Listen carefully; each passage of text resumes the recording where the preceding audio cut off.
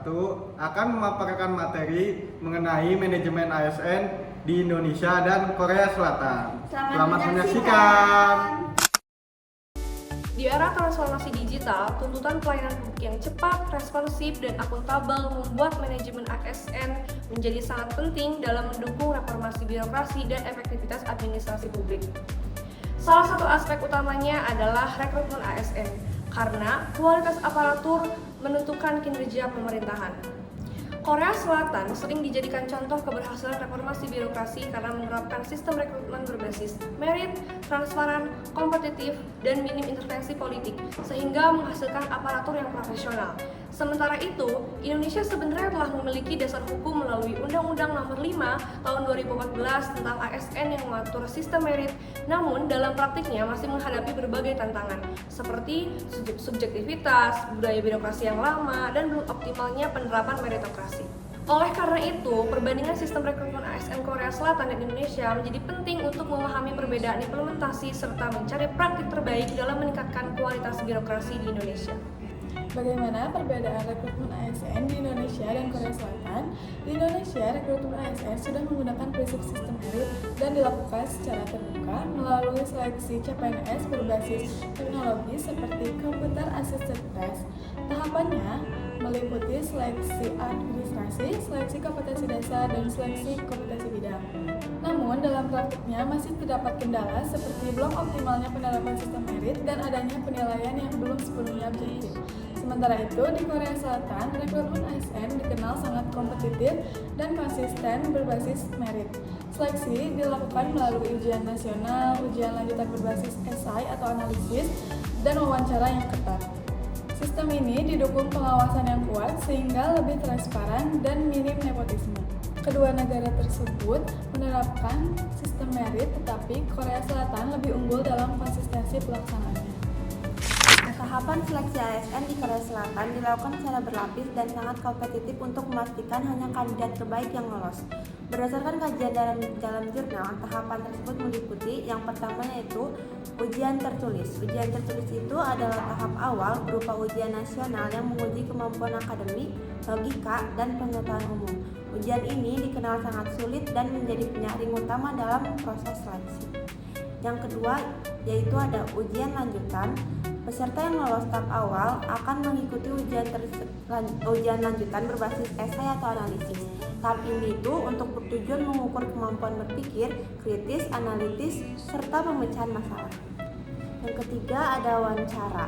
Tahap akhir berupa wawancara untuk menilai aspek kepribadian, integritas, serta kesiapan kandidat untuk menjadi aparatur negara. Nah, ciri utamanya itu yang pertama adalah seleksi sangat ketat dan berjenjang, berbasis merit secara konsisten, dan minim intervensi non-teknis. Selanjutnya ada tahapan seleksi ASN di Indonesia. Tahapan seleksi ASN di Indonesia juga dilakukan secara sistematis dan terbuka dengan pemanfaatan teknologi untuk meningkatkan transparansi. Berdasarkan jurnal tahapan, ada beberapa tahapan untuk menseleksi. Yang pertama, seleksi administrasi pemeriksaan, yaitu kelengkapan dokumen dan kesesuaian persyaratan pelamar dengan formasi yang dibuka. Yang kedua, seleksi kompetensi dasar atau SKD menggunakan sistem CAT untuk menguji kemampuan dasar seperti wawasan kebangsaan, inteligensi umum, dan karakteristik pribadi.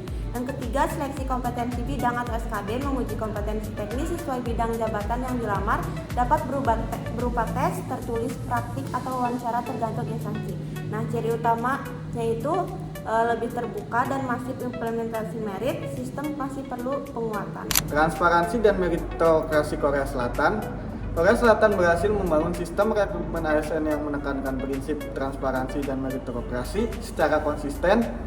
Proses seleksi dilakukan melalui mekanisme ujian nasional yang ketat dan kompetitif, sehingga setiap peserta memiliki kesempatan yang berdasarkan kemampuan dan kompetensinya. Sistem pengawasan yang lebih kuat juga membuat proses rekrutmen lebih relatif bebas dari praktek nepotisme maupun intervensi politik. Selain itu, penilaian kinerja ASN dilakukan secara objektif dan terukur, sehingga promosi jabatan lebih didasarkan pada prestasi kerja dibanding hubungan personal atau senioritas. Kondisi tersebut mendorong terciptanya birokrasi yang profesional, disiplin, dan berorientasi pada pelayanan publik. Sedangkan di Indonesia telah menunjukkan upaya dalam meningkatkan transparansi dan penerapan merit system melalui penggunaan teknologi dalam proses perekrutmen ASN seperti Computer Assisted Test atau disingkat CAT. Sistem ini membantu menciptakan proses seleksi yang lebih objektif karena hasil tes dapat diketahui secara langsung dan meminimalisir praktek kecurangan. Selain itu, penerapan Undang-Undang Nomor 5 Tahun 2014 tentang ASN menjadi dasar penting dalam membangun birokrasi yang profesional dan berbasis pada kompetensi. Namun demikian, implementasi meritokrasi di Indonesia masih menghadapi berbagai kendala. Dalam prakteknya masih ditemukan potensi subjektivitas pada beberapa tahapan seleksi dan pengelolaan ASN. Pengaruh budaya birokrasi lama seperti senioritas dan kederatan tertentu juga masih mempengaruhi proses manajemen ASN di beberapa instansi. Akibatnya, penerapan sistem merit belum berjalan secara optimal dan merata sehingga masih terdapat kesenjangan antara kebijakan yang telah dirancang dengan kondisi implementasi di lapangan.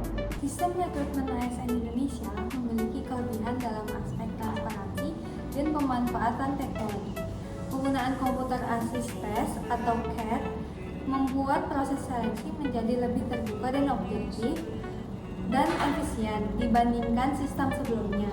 Akan tetapi, dalam praktiknya masih terdapat potensi subjektivitas pada tahapan tertentu dan kualitas pelaksanaan sistem ASN antara instansi belum sepenuhnya merata. Selain itu, budaya birokrasi lama yang masih dipengaruhi senioritas dan kedekatan tertentu juga menjadi hambatan dalam menciptakan sistem yang benar-benar profesional dan berbasis kompetensi. Sistem rekrutmen ASN di Korea Selatan memiliki kelebihan utama pada konsistensi penerapan merit system. Proses seleksi dilakukan secara ketat, kompetitif, dan objektif, sehingga mampu menghasilkan aparatur negara yang profesional dan memiliki kompetensi yang tinggi. Kondisi tersebut menjadikan birokrasi Korea Selatan lebih efektif dalam memberikan pelayanan publik kepada masyarakat. Namun demikian, sistem yang sangat kompetitif juga memiliki kelemahan. Tingginya standar seleksi membuat tekanan akademik dan membuat persaingan menjadi sangat besar bagi peserta. Kesimpulan berdasarkan perbandingan sistem rekrutmen ASN di Korea Selatan dan Indonesia dapat disimpulkan bahwa kedua negara sama-sama menerapkan prinsip merit system dalam pengelolaan aparatur negara. Akan tetapi, Korea Selatan dinilai lebih berhasil dalam menerapkan sistem tersebut secara konsisten melalui proses seleksi yang kompetitif, objektif, dan minim intervensi non-teknis. Keberhasilan tersebut didukung oleh budaya birokrasi yang profesional, sistem pengawasan yang kuat, serta penilaian kinerja yang berorientasi pada prestasi. Sementara itu, Indonesia telah mengalami perkembangan melalui penerapan sistem seleksi berbasis teknologi seperti CAT yang meningkatkan transparansi dan objektivitas rekrutmen ASN. Namun, implementasi merit system masih menghadapi berbagai tantangan, seperti belum meratanya penerapan sistem merit di setiap instansi, adanya potensi subjektivitas, serta pengaruh budaya birokrasi yang lama. Karena itu, Indonesia perlu memperkuat konsistensi penerapan meritokrasi, meningkatkan pengawasan dalam proses rekrutmen dan manajemen ASN, serta membangun budaya birokrasi yang lebih profesional dan berorientasi pada kinerja. Dengan demikian, reformasi birokrasi dapat berjalan lebih efektif dan mampu meningkatkan kualitas pelayanan publik di Indonesia.